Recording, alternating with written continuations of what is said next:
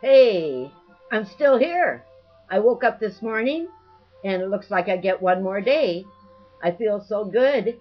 It's hard to believe I'm dying, but I am.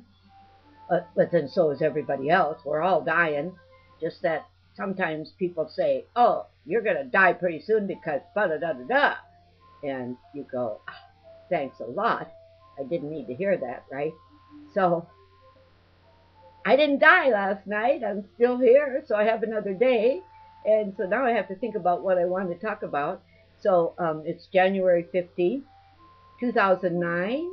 I can't believe I lived to 2000. Now this is 9 years longer. What frosting on the cake I have. And so I can only bubble over, even though I'm dying and should be in terrible grief over the whole thing.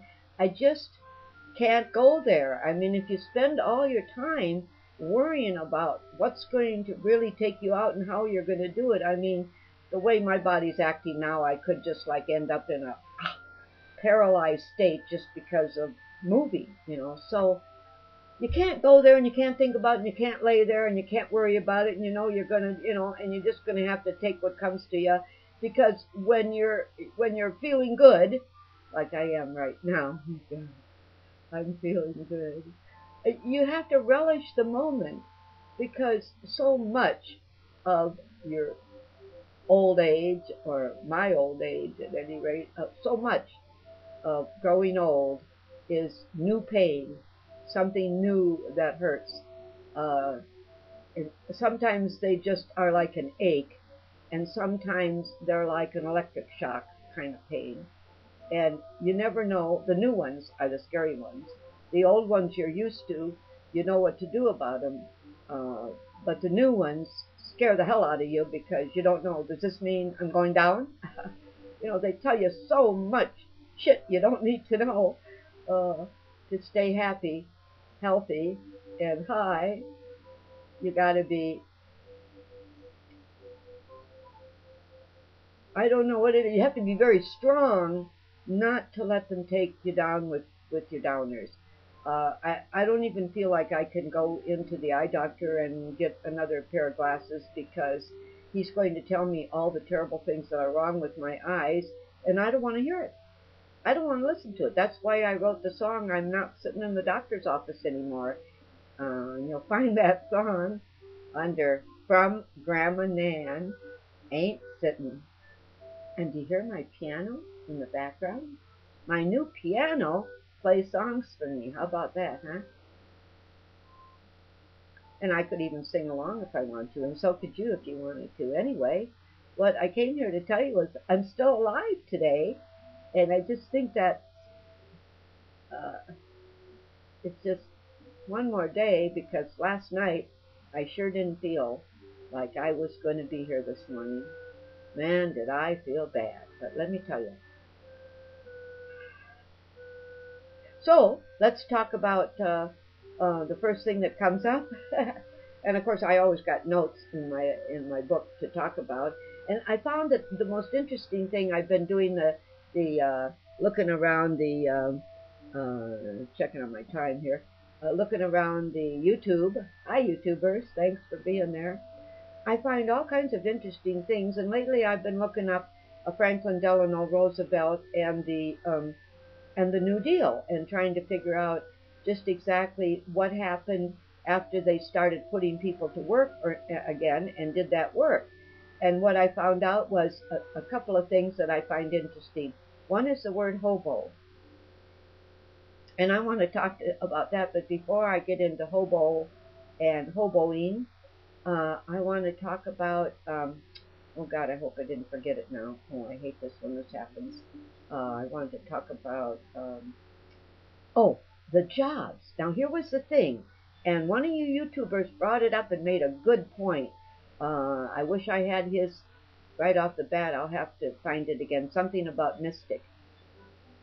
He said, and I thoroughly agree with him now that he's had me thinking about it, is that, okay, so we put a whole bunch of money in the WPA system and we get all of our infrastructure in, roads and schools and sidewalks and lights and sewers and water and electric and libraries and swimming pools.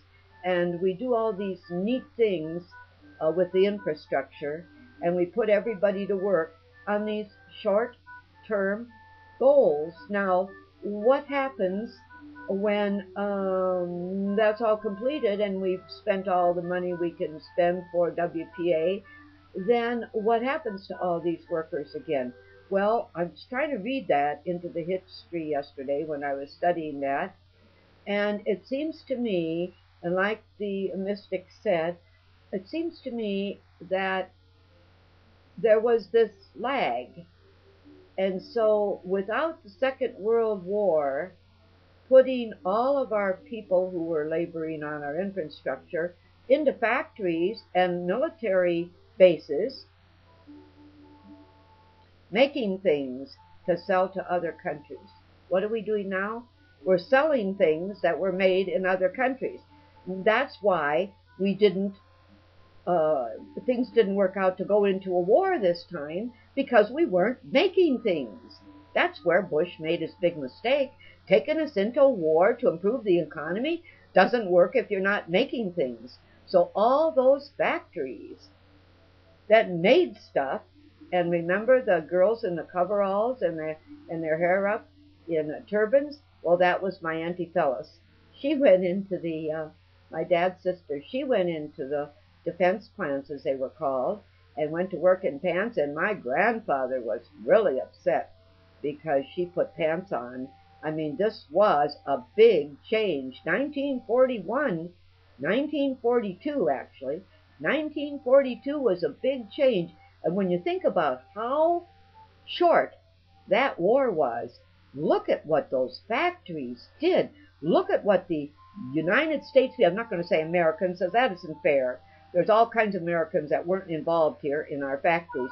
So I have to say, oh, come on, right now, and I'm the only one home, and the phone is going to ring right in the middle of this. Do I need to answer it? No, we got an answering machine. The answering machine can get it.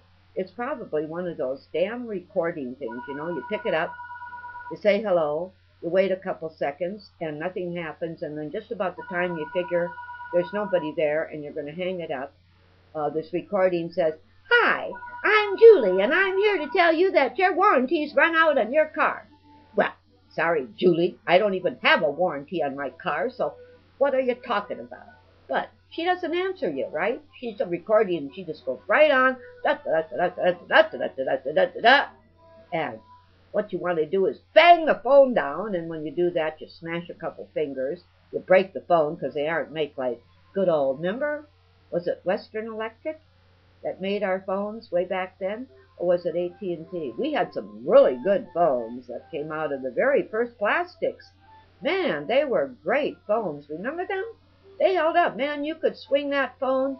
Remember the phone with the long thing and then the head on it? It had a good cord, and you could swing that thing around and knock somebody over the head with it. It was quite a phone. Well, now I've rambled on about all kinds of things, and what was my subject matter? Being alive today, I guess. So, all right.